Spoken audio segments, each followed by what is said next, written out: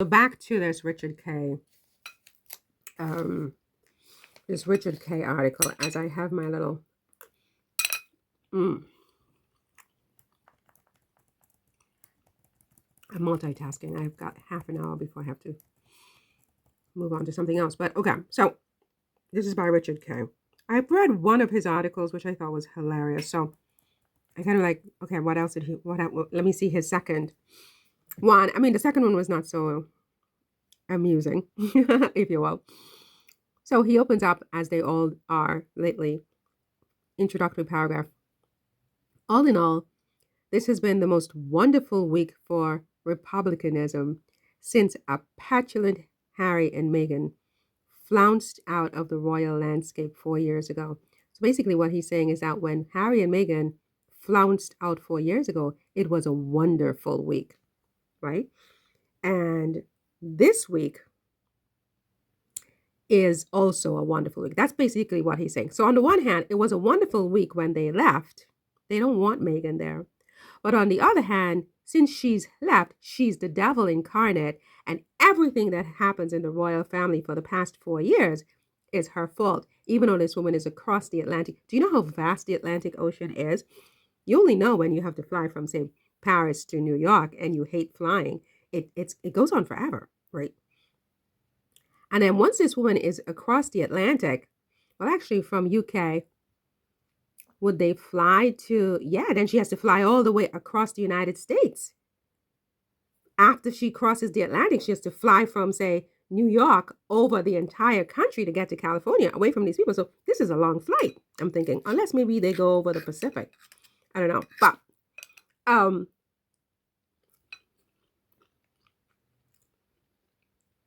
all of these people are opening up with Harry and Meghan. They're putting Harry and Meghan front and center. It could be just because they get more traffic, more clicks. Because even on my YouTube channel, when I talk about Harry and Meghan, I get more clicks than anything else. Nobody gives a crap about anything else right now. It's all about Harry and Meghan, right? It's all about Harry and Meghan. But the fact that even for the media in UK, it's all about Harry and Meghan, with everything going on, I thought I heard that their country was in a recession. You know, their politics is in disarray. You have the Ukraine war. What are they going to do with that? You have Israel going on. What are they going to do? People need jobs, da-da-da-da-da. And not to mention the shenanigans over at Kensington Palace that has landed the UK head of state, into hot water with the international press, where basically they're being compared to North Korea and Iran. And so you have these people writing these articles about this situation, opening up with Harry and Meghan, two people who they have all concurred are completely insignificant, who should be divested of their legal titles. And if the palace won't do it, they do it by refusing to use Meghan's title, right? And yet, like a magnetic field of like obsession, I don't know what to call it otherwise, they can't leave Meghan alone. Meghan has said, okay, respectfully, you don't want me, you don't like me, you don't respect me, and that's okay, that's your right. But I also have the right to self-preservation, and I'm going to leave this situation and experience. And she did just that. She didn't cuss anybody out. She spoke her truth to Oprah, right? And if you don't want people to say the truth of what you did to them, don't do bad things to people, because nobody is obliged to keep the secret of your abuse. No one. In fact, to the extent that people don't tell about abuse and being abused and what abusers are doing, is the extent to which they put not just themselves, but others, including the abusers sometimes, in jeopardy. You should never keep secrets about abuse. It helps absolutely no one, right? But because Meghan told her truth, which none of them have ever denied, they can't, right? She told her truth. She's now a bad person. She's persona non grata. She's been excommunicated from the royal family, except when there is a problem and they need someone to blame. So now you have all these writers over at the Daily Mail opening up all their articles about what's going on at Kensington Palace, where Meghan has not lived for, again, more than 4 years, right? they're opening up with Harry and Meghan. What in the name of God does Harry and Meghan have to do with anything? Anyway, so Richard Kay. So he says here, media outlets around the world have run excoriating commentaries mocking Britain's royal family. Public service broadcaster France Info sneered at the ongoing fiasco. Oh my God. While Italy's La Repubblica newspaper scornfully questioned the monarchy's credibility. I didn't see that. This is I learned something today. I had no idea. We have to try to figure that out, what they're saying in Italy. The New York Times, which really misses a chance to attack Britain and its institutions, gleefully reported on the storm of questions and gave a po-faced warning that the king's family faced a lingering credibility gap. Oh my God. And they continue to remain silent because they can't do otherwise. Kate is in serious trouble, you guys. They would have come out with and really, to be honest with you, I have been defending their communications team. But actually, if Kate is fine and the communications team has failed to insist that she and William come before the public and do a short, controlled press conference with the royal rota, then yeah, they should all be fired, because that's clearly a solution. And so the fact that they're not doing it means that they can't do it. And the question then becomes, why not? Okay, so Mr. K goes on. Even the Wall Street Journal, oh, by the way, I saw him in an interview the other day. I don't remember what the channel was, but he doesn't speak the way I thought he would speak. I thought he'd be really funny, and I thought he'd be really amusing, and but he quite the opposite. I was a little bit disappointed, actually. But anyway, so he continues. Even the Wall Street Journal, not normally noted for its royal coverage, weighed in with an incontestable observation, citing the late Queen Elizabeth's mantra that the monarchy had to be seen to be believed. It pontificated. Now the family is faced with a more intractable problem. The British public doesn't believe what it is seeing. Holy crap. Well, yeah, something is wrong. Something is very, very wrong. So, Mr. K continues. The troubling fact is that after the past few days, most dispassionate observers would be hard-pressed to disagree. And the thing is that after some time, by next week, I would expect that King Charles and Camilla will be smack dab in the middle of this whole mess, because they can't continue to sort of distance themselves, because they are the head of the monarchy. William is Charles's son. He's next in line. And Kate is the next queen in line. She's the queen in waiting. And she has literally disappeared. And it appears that they cannot produce her for some reason. It appears that she may not be dead. She couldn't possibly be dead when you have Camilla and Charles and William out smiling and talking at the Commonwealth service. Camilla continuing to make her appearances. King Charles continuing to appear virtually by Zoom. Zara and her cousins on Andrew's side out doing this and doing that. Fergie doing interviews and walking around with her flat-bellied outfits, talking about India and helping the poor with her daughter, whichever one it was, Beatrice. Everybody, the Duke and Duchess of Edinburgh carrying on as if there's no care in the world.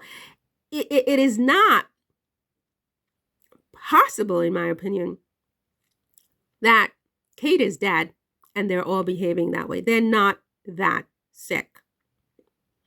So it means that Kate is alive. But what's wrong with her? Is she just pregnant? Like I surmised last night just before going to bed. Deranged with exhaustion. I said, well, maybe she's pregnant.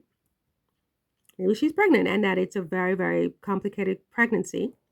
And she, the doctor ordered her to just lie down and don't move, right? And they don't want to announce the pregnancy till they're sure that, the baby's going to be okay, right? Just in case. Is it that? Or is it something else? I mean, she's clearly not dead. She can't possibly be dead. Even though if I wake up tomorrow and make a video that is Kate dead again, don't be surprised, because I'm just desperately trying to understand what am I looking at here with this Rorschach test, right? So back to Kate. So he says, well, it all began with the best of intentions. The release of a charming Mother's Day snapshot of the Princess of Wales and her children before rapidly descending into what royal historian and commentator Dr. Ed Owens described as a debacle. It is a debacle. And one that I've never seen, not even when Charles and Diana were getting divorced and Camilla this and Camilla that. This one is epic. So, Mr. K, this was the first official photograph of Kate since she went into hospital for planned abdominal surgery 2 months ago. If it was meant to douse weeks of speculation about her well-being, it had the opposite effect. When did he write this, by the way? Today is the 16th. And he wrote this today at 2 o'clock in the morning. Ah, okay. Wow. Okay. I didn't know. I thought maybe it was like a day or two old. Ooh. Okay. So Mr. K continues. Kate's admission that she had doctored the photograph and her apology for doing so were the latest self-inflicted wound by the House of Windsor, for which trust and integrity are fundamental commodities. Exactly. And notice he said for the House of Windsor, not for Kensington Palace, because this taints the whole thing, the whole royal family.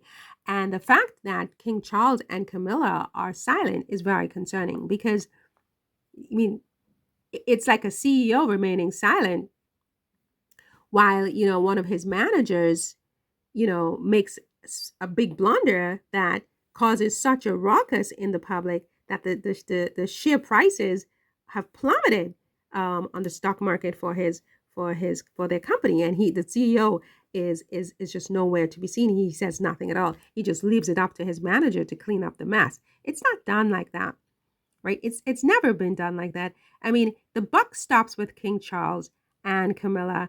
And where are they? Their absence is now beginning to be a distraction in and of itself. It's now becoming a story in and of itself. It's becoming even a scandal in and of itself. It is absolutely scandalous that the head of the House of Windsor has remained silent through all of this. And again, if King Charles is too sick to speak, his wife has been out acting like she is the next queen of England. She needs to speak, or at least somebody from their communications team. And when I say speak, I mean speak in a press conference. I mean, stop fake pumping us with your bulletins. Nobody's buying that anymore on your fake photos of Kate going to Guaso with William. It's just stop. Nobody's buying it. We need a press conference. We need an explanation. We're not playing games here. We need an explanation about what is going on here. Where is Kate? So anyway, so Mr. K goes on. When the Queen passed away in 2022, there was still, despite the shock and sadness of her death, a broadly held view that the institution she had spent 70 years upholding was eternal. For a time, that judgment held true. There was a seamless transition to the new reign as, amid private grief, the king acted with grace and dignity as he assumed his role as monarch. And that's true. He did assume his role with grace and dignity, and it did last for a couple of minutes, right? He was warmly received, etc., etc.